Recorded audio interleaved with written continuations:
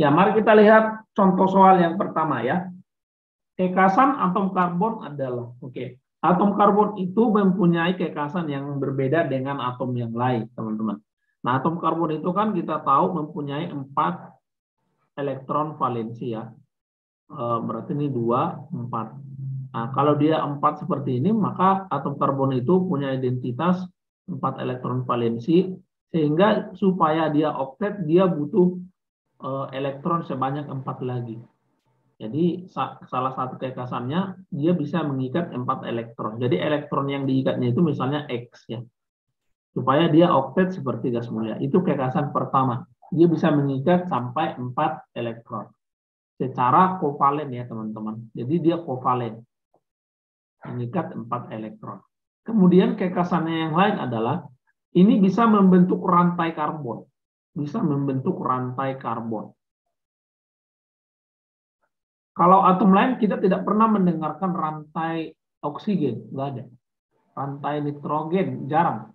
Yang ada adalah rantai karbon. Jadi artinya karbon itu bisa rantainya sangat panjang. Ini kan udah rantai karbon ini, panjang banget, bisa pendek bisa. Jadi dia bervariasi gitu guys.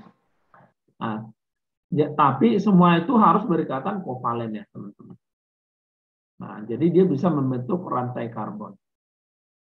Dia bisa mengikat ya, kekasannya yang lain bisa mengikat sampai 4 atom karbon. Sampai ya. Jadi dia bisa mengikat sampai 4 atom karbon. Jadi dia itu satu atom karbon bisa mengikat satu yang atom karbon yang lain. Ini yang kita katakan atom karbon primer. Satu atom karbon bisa mengikat 2 atom karbon yang lain. Ini yang kita katakan atom C sekunder. Satu atom karbon mengikat 3 atom C yang lain. Inilah yang kita katakan atom C tersier. Satu atom karbon bisa mengikat 3 atom C yang lain. Inilah yang kita katakan atom C quaternar. Nah, ini hanya dimiliki oleh atom karbon, teman-teman. Nah, misalnya atom oksigen bisa nggak mengikat sampai 4 atom oksigen yang lain? Nggak bisa. Ini hanya dimiliki oleh atom karbon. Jadi secara umum ini yang khas dari atom karbon. Secara umum, secara garis besar. Maka kita melihat, mencocokkan jawaban. 1A, atom karbon mampu melepas elektron. Jelas salah. Dia bukan melepas. Dia mengikat, ya, mengikat 4 elektron. Ya, karena di sini mengikat berarti bukan melepas. Atom karbon hanya mampu mengikat atom hidrogen. Salah. Atom karbon memang mampu mengikat atom hidrogen pada hidrokarbon. Hidrokarbon itu artinya karbon dengan hidrogen saja sebagai penyusun dari molekul tersebut. Cuman, kan bukan hanya atom hidrogen yang diikat atom karbon. Atom karbon mengikat atom karbon yang lain juga.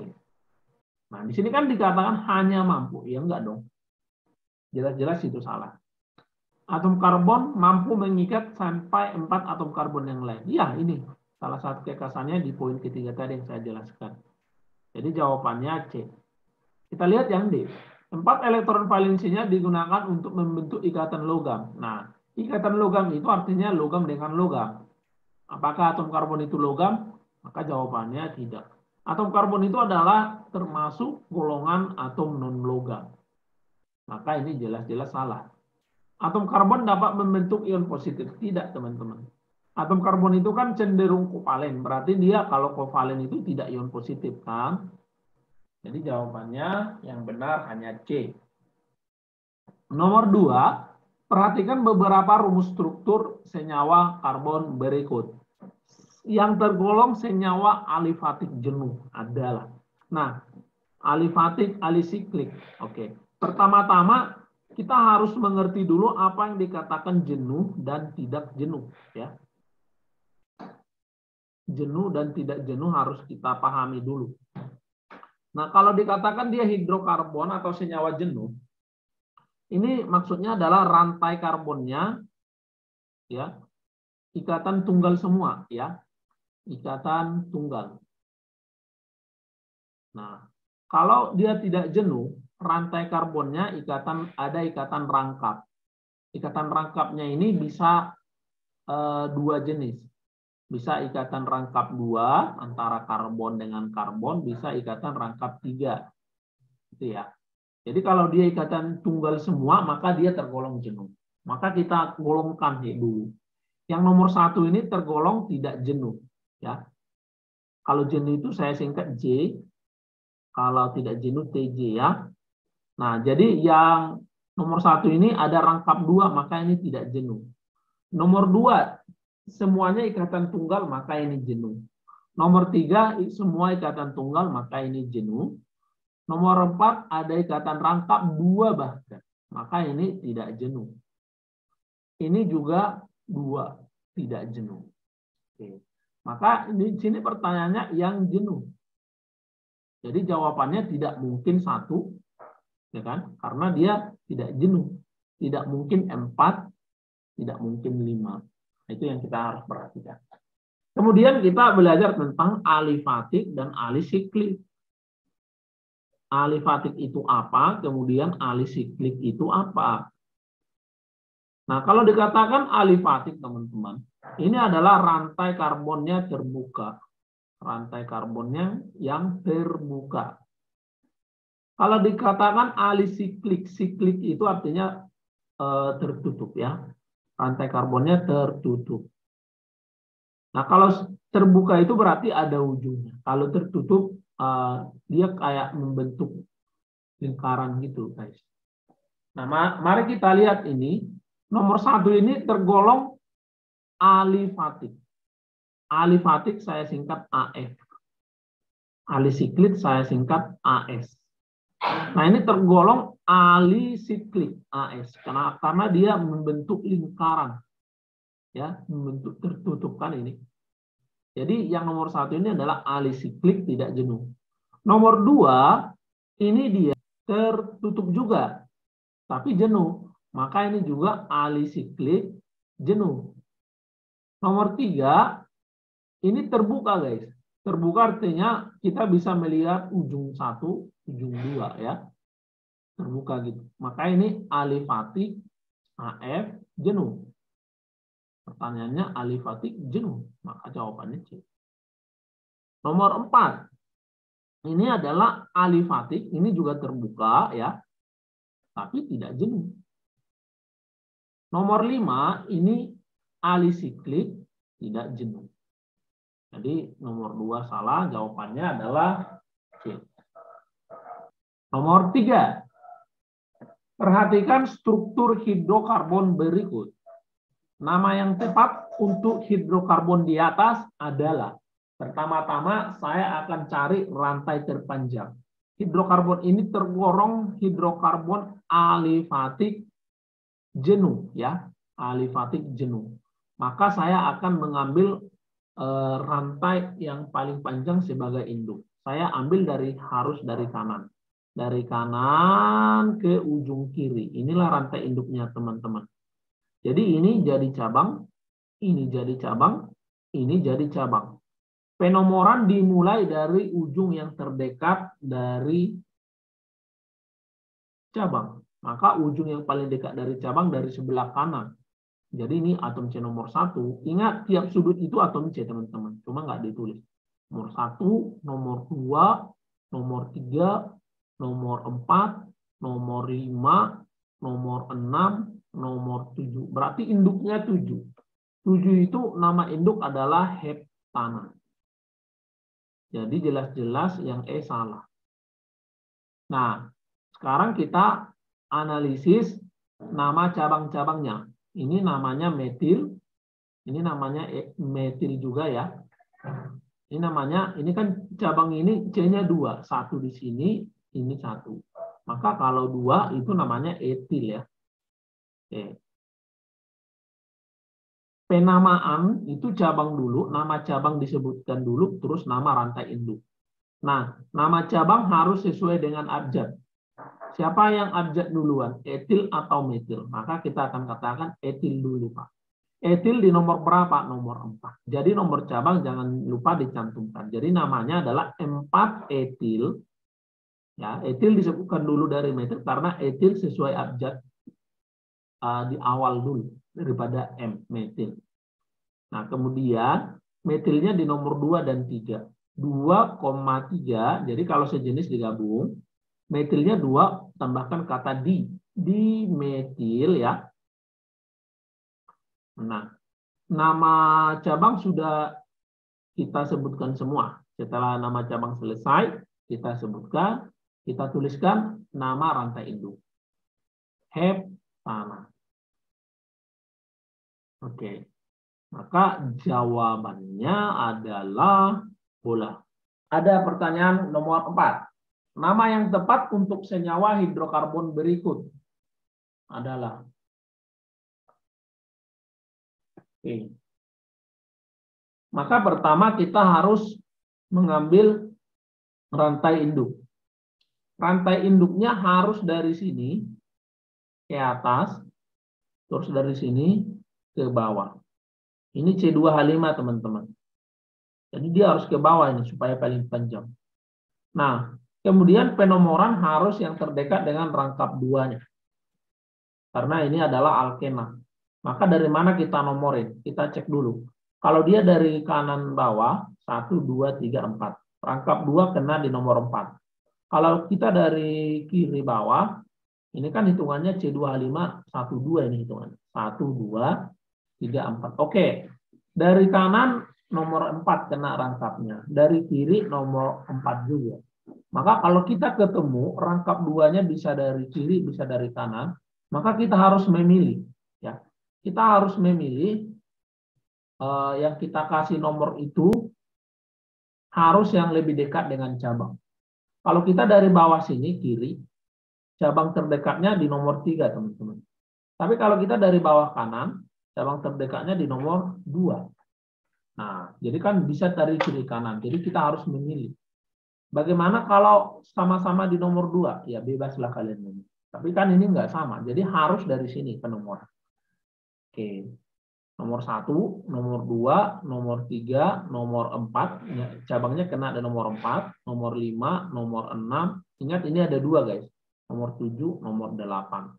Di luar dari rantai induk ini adalah cabang. Maka ini cabang, ini juga adalah cabang. Oke, cabangnya itu ada metil. Ini juga metil, ini juga metil, ada metil. Metilnya ada 4. Ini etil, etilnya 1. Oke. Nah, maka namanya ini gimana? Penamaan sesuai cabang dulu, sesuai abjad. Jadi namanya adalah etilnya di nomor 3 nih. 3 etil, ya kan? Kemudian 2,3,5,6. 2,3,5,6. Berarti ada 4. 4 itu tetra ya. Tetrametil. Induknya itu alkena yang panjangnya 8. Kalau alkena panjangnya 8 berarti namanya berubah dari oktana menjadi oktena ya. Nomor berapa rantai rangkap 2? Maka nomor 4 tadi ya. 4 oktena ini nama induknya. Jadi jawabannya adalah E. Nah, berarti jumlah cabangnya ada berapa nih? 1, 2, 3, 4, 5. Ada 5 cabang. Nah, mungkin kalian memberikan seperti ini ya. Jadi yang kita buat tadi yang jawabannya benar, cabangnya 5. Nah, coba sekarang kalau kita buat gini. Ini yang kita pilih rantai induk. Nah, ini juga 8, teman-teman. Bisakah ini? Ini sama-sama 8 misalnya. Bisakah ini yang kita pakai? Maka ini kan 1, 2, 3, 1, 2, 3, 4, 5, 6, 7, 8. Ini kan 8 juga. Cuma ini bisa nggak kita pakai? Nah, hitung jumlah cabangnya dulu. Ini isopropil kan. 1, 2, 3, 4. Nah, kalau kita buat kayak gini, memang dia panjangnya tetap oktena. Tetap 8 induknya. Cuma cabangnya 4. Sedangkan kalau yang kita buat tadi di awal, cabangnya bisa 5. Maka yang kita pilih adalah yang ini. Kalau kamu bisa ketemu rantai induknya panjangnya sama, tapi cabangnya lebih banyak, maka yang benar yang cabangnya lebih banyak. Jadi ini salah. Ini pertanyaan selanjutnya, ya. Perhatikan reaksi hidrokarbon berikut. CH3, CH, rangkap 2, CH2. Plus HBr menghasilkan X. Nama hasil reaksi X di atas adalah. Ini reaksi adisi, teman-teman. Yaitu pemutusan ikatan rangkap. Ini CH3, CH, rangkap 2, ini berarti ini CH2 ya. Kemudian tambah HBr. Menghasilkan apa? Nah, masih ingat hukum Markov-Nikov? Markov-Nikov. Inti hukum Markov-Nikov itu kan, maka atom H ya, atom H akan masuk ke yang banyak HI itu kan, ke yang banyak H.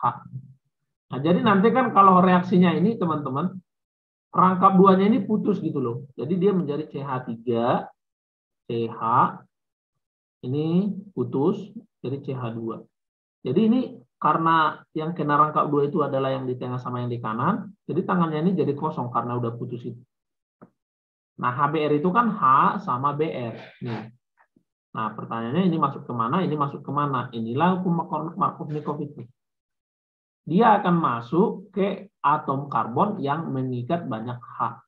CH sama CH2. Mana lebih banyak H? Maka kita akan mengatakan CH2. Nah, itulah dia di sini penjelasan tadi.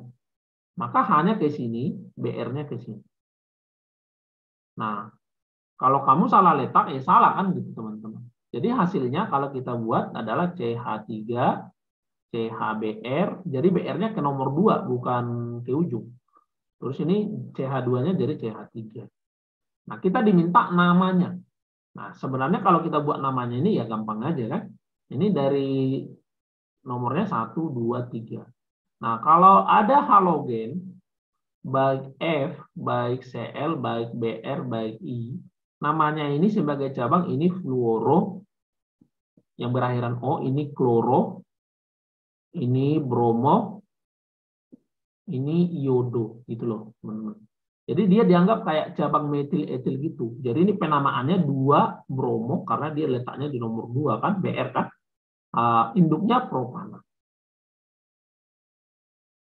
Nah, ini kan dari propena menjadi propana karena udah jadi ikatan tunggal. 2 bromo propana.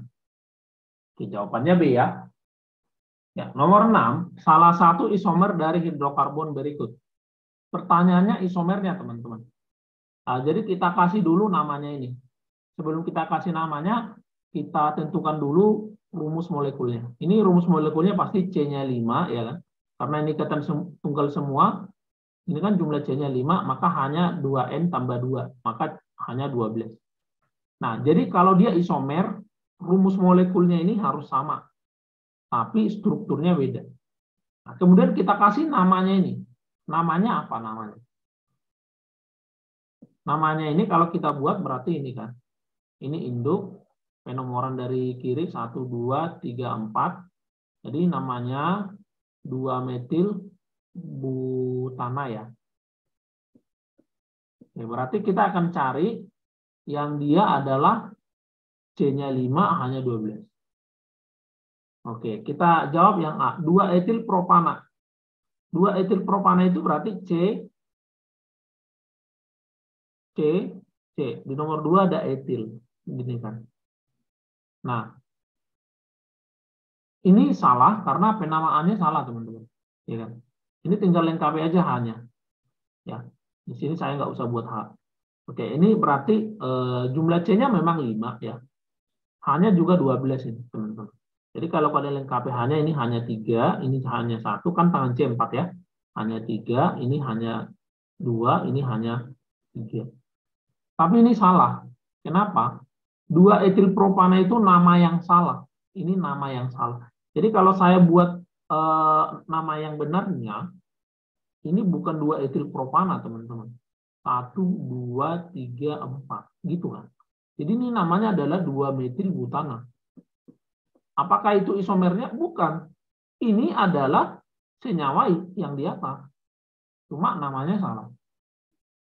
Ya kalau dia namanya setelah kita buat benar adalah sama, Yaitu namanya bukan isomer, teman-teman.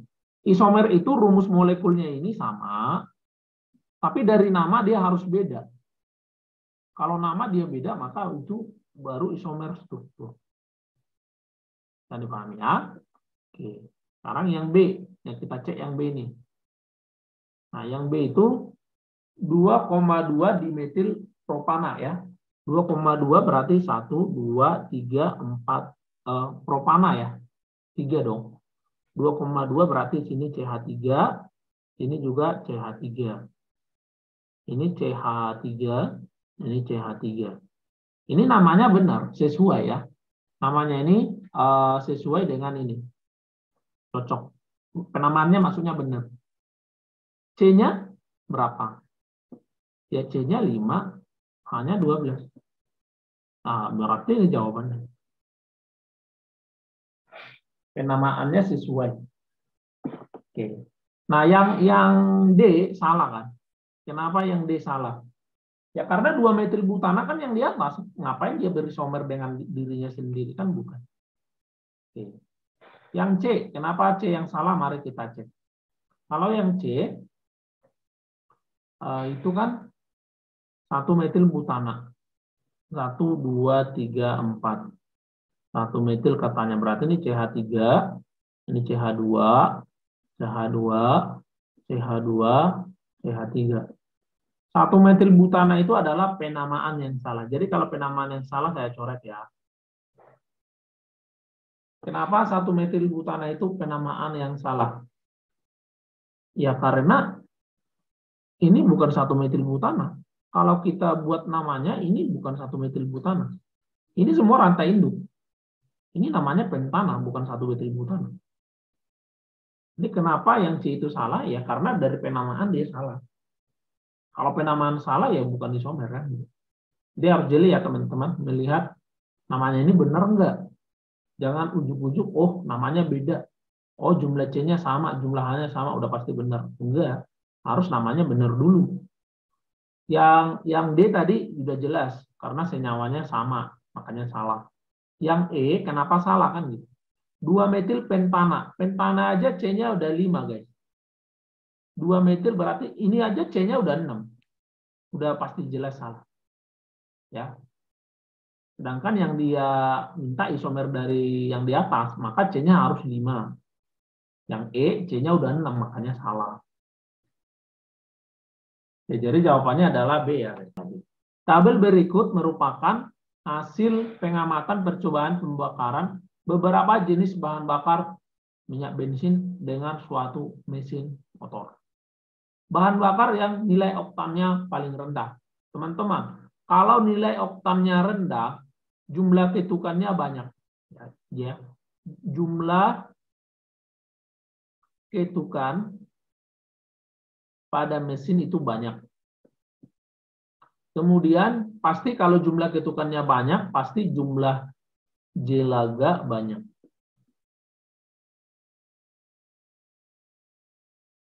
Kenapa hal ini bisa terjadi? Ya karena kalau nilai oktannya rendah, maka dia menghasilkan banyak residu, guys. Banyak residu ya. Dan ketukannya itu banyak di dalam piston. Nah, ini kalau untuk bensin-bensin dengan kualitas oktan rendah. Jadi kalau oktannya rendah ya ini. Kalau oktannya tinggi ya kebalikannya dong. Jumlah ketukannya sedikit. Jumlah jelaganya sedikit. Itulah yang oktannya tinggi. Nah ini pertanyaannya yang oktannya rendah. Maka yang oktannya rendah, ketukannya paling banyak ini tentunya berbanding lurus dengan jumlah jelaga. Maka jawabannya adalah B. Kalau ditanya, manakah bensin dengan kualitas terbaik di sini? Maka kita pilih D. Kenapa? Ketukannya sedikit, jelaganya sedikit. Gas SO2 adalah gas hasil pembakaran hidrokarbon. Gas ini mencemari udara karena dapat menyebabkan. Yang menyebabkan pemanasan global itu adalah gas CO2. Yang menyebabkan pencemaran logam adalah logam timbal, Pb. Yang menyebabkan terjadinya hujan asam ini banyak, ada SO3. ada SO2, bisa NO, bisa NO2. Nah, gitu. Ini penyebab hujan asam. Yang membekunya es udara, es di daerah kutub. Belum pernah saya mendengarkan efeknya itu membuat es di daerah kutub membeku. Yang ada adalah mencair, ya. Kalau mencairnya es di daerah kutub akibat dari gas CO2. Karena CO2 itu kan sifatnya gasnya menghangatkan. Tersebarnya gas beracun di udara. Enggak. Jadi SO2 itu yang lebih tepat adalah jawabannya C. Berikut ini beberapa peristiwa dalam kehidupan sehari-hari. Pembakaran sampah, es mencair, memasak air, pembuatan garam dari laut, fotosintesis. Peristiwa yang termasuk reaksi eksoterm. Nah, reaksi eksoterm itu reaksi yang akan melepaskan kalor atau melepaskan panas. Kalau reaksi endoterm itu reaksi yang akan menyerap panas pada prosesnya. Oke, pembakaran sampah itu jelas-jelas dia melepaskan panas, ekso. Udah jawabannya A. Kalau es mencair itu butuh panas kan teman-teman. Jadi ini lebih ke arah endo. Memasak air, kalau kita masak air bisa nggak airnya masak tanpa dipanaskan?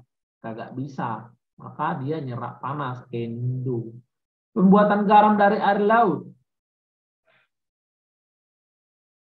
Pembuatan garam dari air laut itu menggunakan sinar matahari untuk menguapkan airnya. Tinggallah garamnya. Sinar matahari itu kan berarti panas. Jadi garam membuat petani garam itu membuat garam dari air laut harus ada panas matahari. Nah, berarti dia menyerap panas matahari, endo. Fotosintesis. Fotosintesis itu menyerap karbon dioksida, ya, dan melepaskan gas oksigen. Maka di sini terasa dingin. Maka dia CO2 yang diserap itu sama saja gas yang menghasilkan panas yang diserap, endo. Nah, jadi inilah dia. Jawaban dari nomor 9. Kalau kita bernapas atau respirasi itu tergolong apa? Melepaskan CO2 kan? Nah, kalau melepaskan CO2 itu umumnya eksoterm. Persamaan reaksi termokimia pembentukan air. Jadi di sana ada reaksi 2H, 2 tambah O2 gas menjadi 2H2O liquid. Terus kan dikasih tahu delta H-nya sama dengan minus 572 kilojoule. Nah, ini berarti kita menganalisis apa maksud delta H pada reaksi tersebut. Maka kita lihat dulu, ini reaksi apa? Kita terjemahkan dulu ini reaksinya reaksi apa. Maka ini kalau kita analisis, ini bisa dua reaksi. Ya, bisa kita katakan ini pembakaran. Kenapa pembakaran? Karena ditambah O2. Ditambah O2 itu pembakaran. Pembakaran gas hidrogen sebanyak 2 mol. Sebanyak 2 mol. Kalau delta H-nya negatif itu melepas panas. Maka melepas kalor sebanyak 572 kilojoule. Nah, kenapa 2 mol? Karena koefisiennya 2. Itu yang pertama, teman-teman. Yang kedua, ini kita bisa katakan pembentukan. Pembentukan H2O. Kenapa? Karena ini unsur. Ini unsur. Unsur-unsur membentuk senyawa, itu kita bisa katakan pembentukan. Tapi tidak pembentukan standar ya. Kalau pembentukan standar dia 1 mol. Ini kebetulan 2 mol, maka hanya kita katakan reaksi pembentukan saja. Jadi ini bisa kita katakan, tadi yang di atas reaksi pembakaran, yang di selanjutnya ini kita bisa katakan reaksi pembentukan air, ya, pembentukan H2O sebanyak 2 mol juga. Kenapa? Karena dia koefisiennya 2 di sini. Melepas kalor sebesar 572 kilojoule. Jadi kalau dibuat bahasanya ini menjadi 1 mol, Kayak mana kan gitu. Nah, ini pembentukan 2 mol. Nah, kalau dikatakan kalor pembentukannya, kalor pembentukan air, kalau pembentukan itu biasanya dia menyatakan untuk 1 mol ya teman-teman ya. Jadi kalor pembentukan airnya itu artinya untuk 1 mol. Jadi nggak usah dibuat molnya. Maka ini harusnya bagi 2. Minus 572 bagi 2 sama dengan minus 286. Karena kalor pembentukan di sini misalnya kalor pembentukan standar gitu. Oke.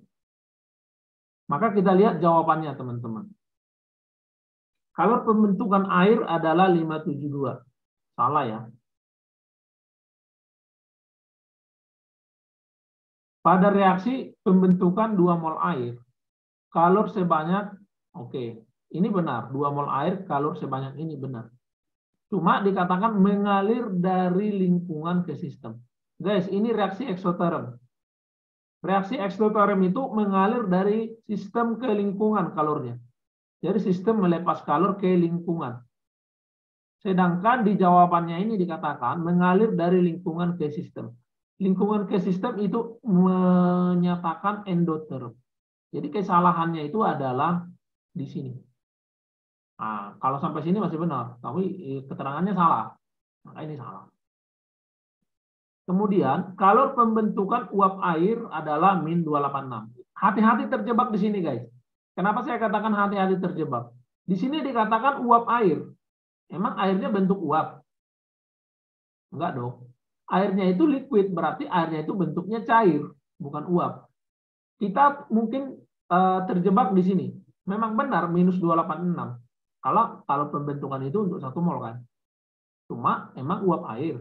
Enggak dong. Ini liquid guys. Maka harusnya ini benar kalau dikatakan kalau pembentukan air segitu. Tapi karena ada kata uap, ini kan bukan guys. Maka ini salah. D. Dalam pembentukan 1 mol air, pembentukan 1 mol air. Mol air artinya airnya dalam bentuk cair.